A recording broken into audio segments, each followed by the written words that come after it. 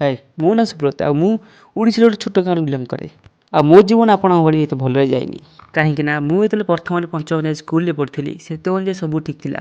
But problem ଆସିଲା ମୋର six ଷ୍ଟାଣ୍ଡାର୍ଡ଼ରୁ।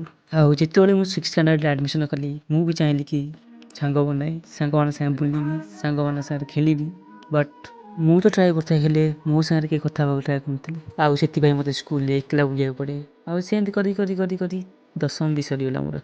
ଆଉ ଦଶମ ପରେ ଘରବାଲାଙ୍କ ଇଚ୍ଛାରେ +2 ସାଇନ୍ସ ନେଇକି ଗୋଟେ ବେକାର କଲେଜରେ ଆଡ଼ମିସନ୍ କଲି।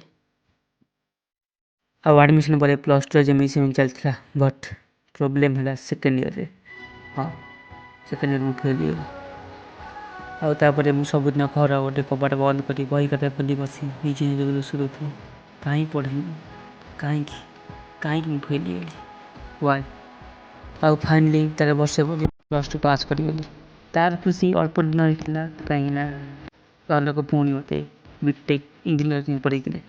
ଆଉ ଏବେ ମୁଁ ବିଟେକ୍ ଫାର୍ଷ୍ଟ ଇୟର୍ରେ ପଢ଼ୁଛି। ପ୍ରବାସ ସମୟରେ ଲୋକମାନେ କହନ୍ତି କି ଭଗବାନ ଯାହା କରନ୍ତି ପ୍ରାଣୀର ମଙ୍ଗଳ ପାଇଁ। ଦେଖିବା ମୋର କେବେ ମଙ୍ଗଳ ହେଉଛି। ଆଉ ହଁ, ଇଏ ମୋ କାହାଣୀର ଖାଲି ଗୋଟିଏ ଛୋଟ ଟ୍ରେଲର ଥିଲା। କାହାଣୀ ତ ଆହୁରି ବାକି ଅଛି। ବାଏ, ଦେଖା ହବ ନେକ୍ସଟ ଭିଡ଼ିଓରେ।